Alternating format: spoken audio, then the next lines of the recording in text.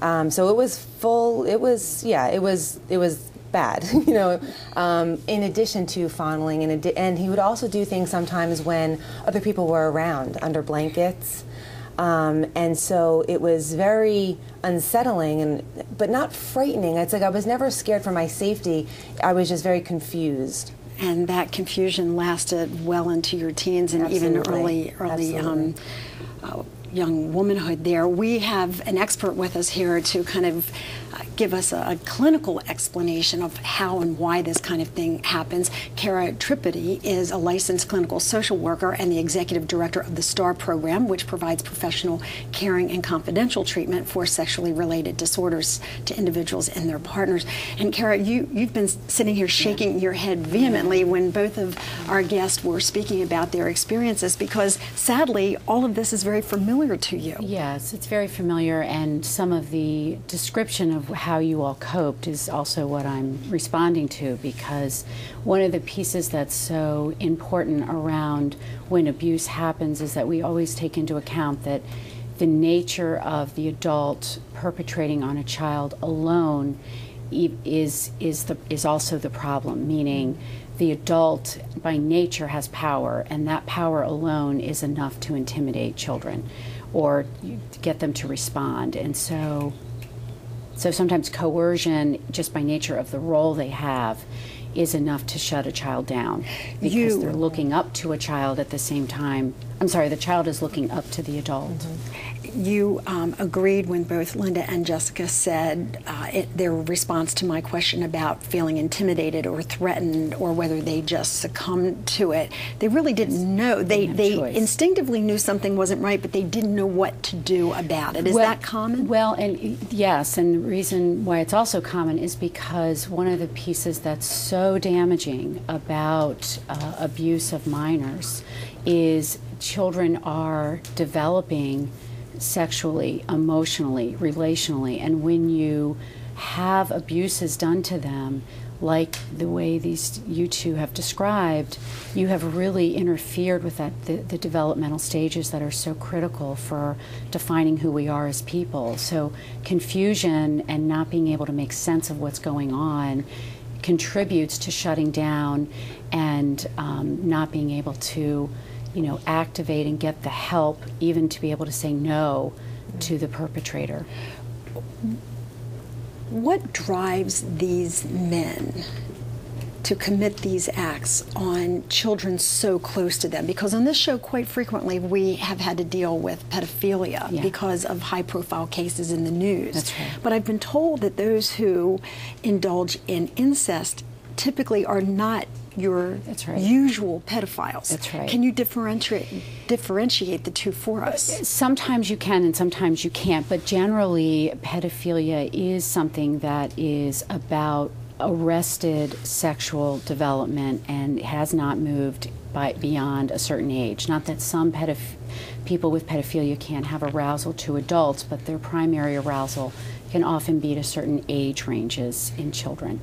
But when we're talking when we're talking more intimate relationships, the bonding gets very interrupted because the perpetrator has some sense of power and control.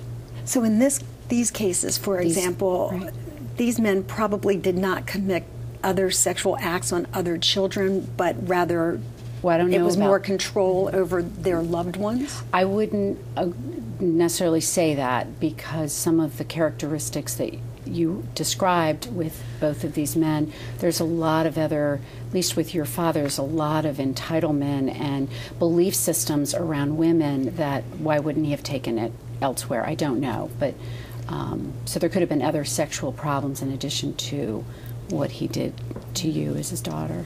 All right, on that note, we have to take a short break, but we are going to continue here, not only giving you information about this topic, but also we want to share the story of recovery, because while as horrific as this has been for these two young women, they have moved forward, and they're doing more to help other victims move forward, and they're going to tell us about that. We also have some information for you if you need help, and we'll have some warning signs if you suspect that incest could be occurring. Stay with us.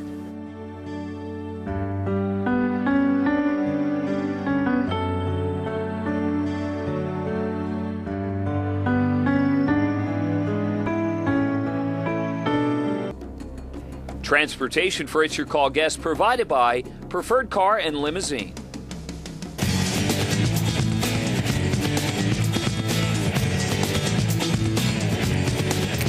Welcome back, everyone. This is It's Your Call, and I'm Lynn Doyle, and we are talking about a topic that many people are uncomfortable talking about, and that is incest. The reason we're talking about it is because it came to light this past year when Mackenzie Phillips, the actress who had been on One Day at a Time, revealed in her book that she had had an ongoing sexual relationship with her father, her very own father, who was famous in his own right. You remember him as John Phillips with the Mamas and the Papas. That created a dialogue, and actually her admission brought a lot of people to the forefront, and they admitted that they too had experienced this and suffered in an incestuous relationship. So we thought that it would be great to have a dialogue so that we can understand it a little bit better. I am very grateful to my two guests who are joining me, Linda and Jessica, who are sharing their personal stories, not only of being victims of incest, but I'm very happy to tell you that they are survivors of and are recovering from it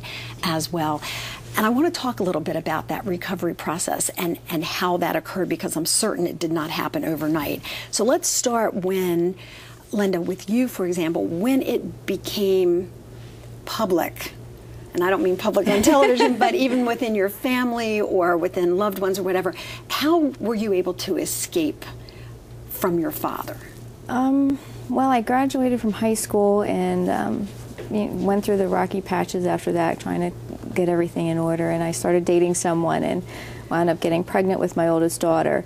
And it was through that I was able to, and I had to tell him, because as we were going to doctor's visits, I had to, divulge that I had been pregnant before as part of the prenatal care for my daughter. And we should point out, as I said in your introduction, you actually did become impregnated as a result of the incest by your father. Yes, I did. That was a child that you delivered and ultimately gave up for adoption. Yes. That unto itself had to have been a very difficult experience. Yeah, and that was, if there was any point in my life where I was going to kill myself, that was it. I gotta tell you, that was a rough time, and there were several times where, I had the sleeping pills at hand and my father would hide them or whatever, and Did he acknowledge the pregnancy? Yeah. He would make me get dressed after bath in the living room in front of him, and he'd look at me one day and he said, "Oh, you're knocked up," kind of thing, which was, devastating to me. I was 15 at the time, and I actually wound up being rushed to the hospital on the morning of my 16th birthday to have an emergency C-section. So while everybody else is getting excited about their driving and turning 16 and their sweet 16, my 16th birthday is the birth of this child through emergency C-section. So. Did you tell healthcare workers or anyone at the hospital that this was your father's child? No, I was still dealing with, if I tell, they're going to send me back to my mom, and I had a brother who was 10 years younger than me who strangely enough was giving me little bits of strength that I needed to pull myself through this. It sounds so odd. No, but not at all. We grasp onto whatever we can to help us survive, and it sounds like that's exactly what you did. And it was, and I did. I tried to hold on for him. I had to stay together for him and, be strong. And so you're pregnant now a second time at 18. You have to acknowledge